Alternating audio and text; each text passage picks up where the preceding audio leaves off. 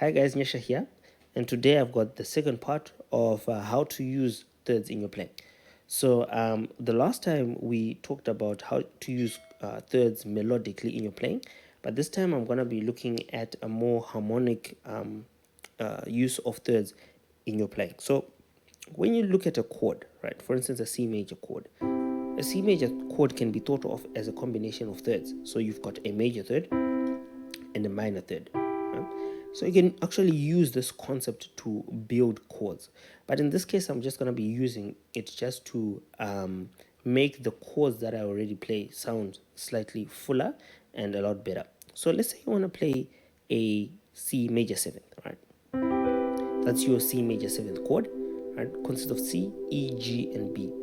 When you look at this chord, you can think of it as a combination of a C note in your left hand and then an E minor chord in your right hand. In this case, these two notes, being the C and the E, are separated by a major third. Yeah? So in order to form the C major 7th, you can actually just think of it as an E minor over C. Right? And the reason that would work is because those two notes are separated by a major third, right? So let's go up and down diatonically and then see how this works. So you've got your C major 7th, right? Then you've got your D, and of course you want to form a D minor 7th, right? So you've got a minor third interval here, and then you form your D minor 7th, right? D minor 7th will be a combination of D and an F major. And the beautiful thing about this is that you can actually use inversions or any inversions of your F. So, right? And it will still give you your D major 7th, right? So E, you want to form an E minor 7th, because the 3 is going to be a minor. So E minor 7th, and then you combine that with the G major chord, right? And that will become an E minor 7th, right? And it goes on and on, right? So now I'm just using the root note that I'm playing a third away from that, and I play that chord. That's essentially how the formula works, right? And then of course the chord corresponds to whatever the chord that's formed from there. So for instance, if I'm on C and I'm gonna use an E, I know that diatonically an E is gonna be a minor in the scale of C. So then I play an E minor, yep, and then that's how it works. So it's pretty simple. I'm just gonna quickly play the diatonic chords, and then we'll see all the 7s coming out. So we've got C major 7th, D minor 7th, E minor 7th, F major 7, G dominant 7, and you can see we've got our B diminished here. That's a B diminished there. So you can think of it as B diminished over G. Yep, and then A minor 7, but minor 7 flat 5, which are half diminished, then back to C, right? And that's literally it.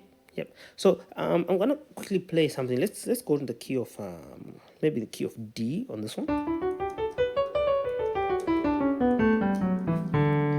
And it's always good to change keys just to make sure you understand what you're talking about. So key of D.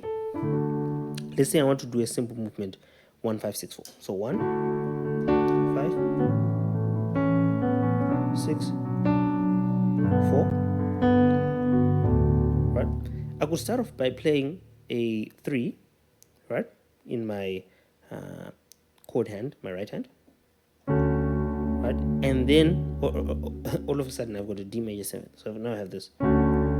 So let's I'll actually do it on the 1 5 6 4. So maybe on the 1, and then maybe 5 I play a normal 5, and then on the 6 maybe I'll play a 1.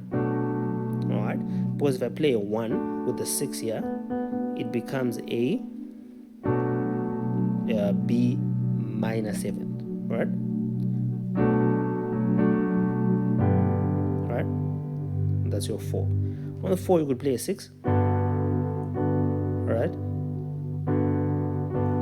You can even go on to extend it, like I've done here. So I'd actually play the B minor 7th here over the 4. Right? And that's it. So I'm just gonna play around with this progression a bit, and then you can have a look. So let's go.